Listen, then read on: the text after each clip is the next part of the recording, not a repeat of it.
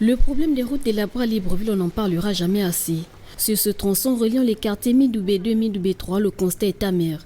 Impossible pour les automobilistes de circuler en toute quiétude. Il leur faut effectuer une véritable gymnastique pour y parvenir. Un calvaire auquel ils sont confrontés depuis des années et qui n'est pas sans conséquences. Les gens souffrent. Pour quitter là-bas jusqu'à Midoubé, tu vois, sur les chefs là, il n'y a pas la route.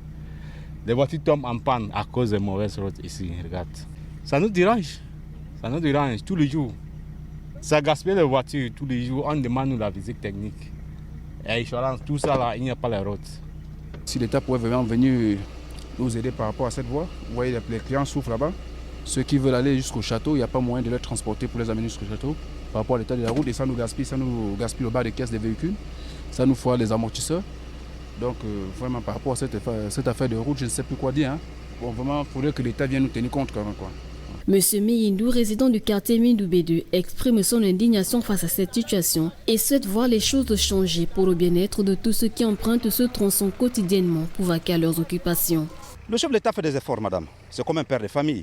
Il donne la popote à sa femme, il doit manger. Ce n'est plus à contrôler si la femme n'a pas acheté le sel ou pas.